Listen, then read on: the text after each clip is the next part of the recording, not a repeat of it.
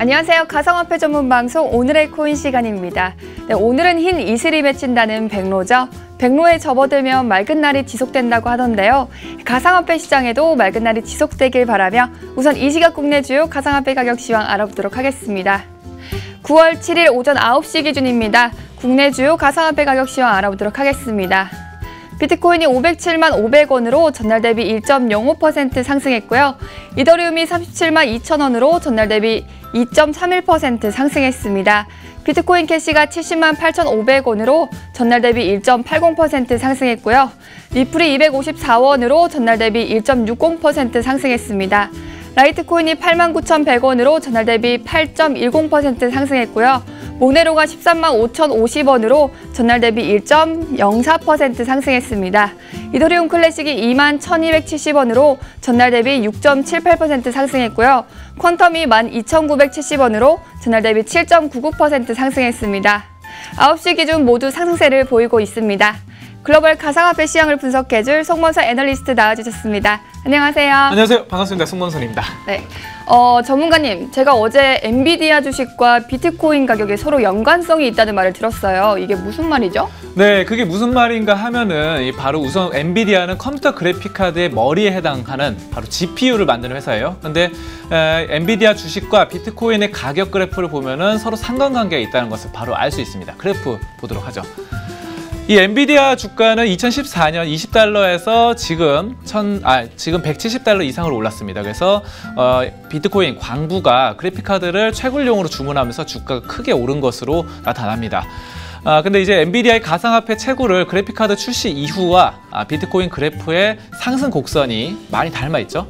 그래서 이것을 두고 미국 경제지 포춘지는 2017년 8월 10일에 가상화폐 채굴 상품에 대한 수요로 인해서 엔비디아의 매출이 52% 증가해서 22억 3,000달러, 그러니까 우리나라 돈으로 2조 5,300만 원을 올렸다고 보고 있어요.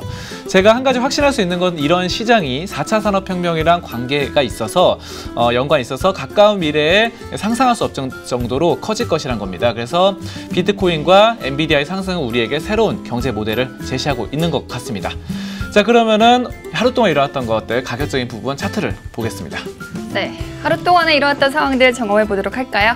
네, 중국의 ICO 이 규제가 바로 긍정적으로 좀 해석이 되기 시작했습니다. 그래서 바로 아무 검증되지 않은 기술과 서비스 이런 것들을 내세워서 ICO를 진행하는 기업들 급증하는데 이런 것에 대한 막는 것들 좀 장기적으로 보면 긍정적이다라는 인식이 확산되면서 좀 많이 상승을 합니다. 그런 것들이 좋고 또 여기에 더불어서 한편으로 현실적으로 특정 국가가 규제가 이제 가상화폐를 전 세계 가상화폐를 통제할 수 없다라는 것이 확산됐어요. 그래서 이런 것들이 힘입어서 올랐다라는 것입니다. 자, 이러한 흐름들은 비트코인과 이더리움 그리고 리플도 다 비슷한 양상이었고요. 좀 다른 것은 비트코인 캐시입니다. 비트코인 캐시 같은 경우는 급등했는데 요거 같은 경우는 이제 미국에서 세금 물리는 거 요런 악재가 어느 정도 다 재료 소멸이다, 해소됐다라는 것이 강점으로 올라가는 것입니다. 그리고 라이트코인 같은 경우도 급등했는데 이제 이것은 라이트닝 네트워크에 대한 기대감이 어느 정도 다시 부각됐다라는 것을 보실 수가 있습니다. 여기까지 차트 분석이었습니다. 네, 전문가님.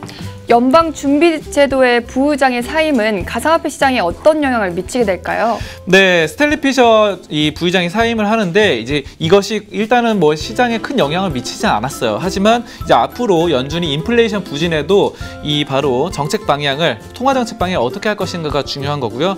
인플레이션과 통화 정책에 따라서 가상화폐 분위기 변동성이 있을 테니까 그것에 주목하시면 되겠습니다. 여기까지 종합 분석이었습니다. 네, 말씀 감사합니다.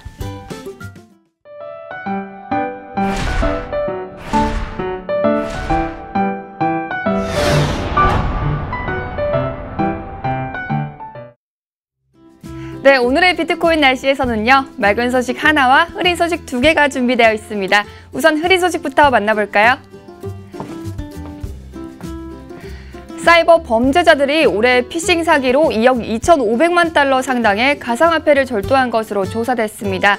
관련 사이버 범죄 피해자는 3만 명이 넘는데요.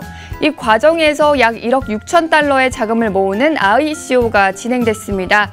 이에 블록체인 전문가 조나단 레비는 사이버 범죄자들의 약탈은 매우 광범위하게 이뤄지고 있고 짧은 시간 내에 많은 돈을 벌 수 있어 뛰어난 해커들이 많다며 하루빨리 인프라를 구축해 투자자들의 손실을 막아야 한다고 강조했습니다. 최근 가상화폐 거래에 가상계좌를 노린 사기가 늘고 있습니다. 단순 개인정보의 탈취를 넘어 직접 가짜 가상계좌까지 만들었는데요. 이 돈을 훔치는데 간단한 정보만으로도 거래소 가입이 가능하다는 점을 노린 것입니다. 직장인 이모 씨는 대출 심사를 위해 개인정보를 넘겨줬고 이후 비거래소 가상계좌를 받았습니다. 이 씨는 해당 계좌로 돈을 넣었는데 그 계좌는 가짜였고 이 씨의 돈은 비트코인으로 결제돼 사라져버렸습니다. 금융위 관계자는 현재는 거래소에서 거래되는 현금 흐름을 파악하는 게 가장 큰 목표라며 파악되는 대로 장기 대책을 수립하겠다고 밝혔습니다. 맑은 소식 보도록 하겠습니다. 두바이에 현금이 아닌 비트코인으로만 구매 가능한 초호화 아파트가 등장했습니다. 두바이 사이언스 파크에 위치한 에스턴 크립토 플라자는 2019년 9월에 완공이 되어 비트페이로만 판매될 예정인데요. 인테리어와 가구들도 비트코인으로 추가 구입이 가능하다고 합니다. 이 아파트는 22만 제곱미터에 1,133가구 규모로 운동시설과 수영장을 갖췄다고 하네요. 공동사업자인 베로우먼은 비트코인의 단기간 급격한 상승은 세계 최고의 가상화폐라는 의미하고 있다는 것이 이것이 우리가 비트코인으로 가격을 책정한 이유라고 말했습니다. 우크라이나의 가상화폐 법적 지위가 3주 안에 결정난다는 소식 들으셨나요? 재무장관 회의를 열어 앞으로 가상화폐를 어떻게 다룰지 결정한다는 것인데요. 최근 우리나라와 러시아, 중국에서도 가상화폐에 대한 제재 논의가 계속되고 있죠. 각국의 제재 방식이 우리나라에도 영향을 끼치는 만큼 관심 있게 지켜봐야 될 것 같습니다. 내일도 다양한 소식으로 인사드리겠습니다. 지금까지 오늘의 코인의 고은비치였습니다.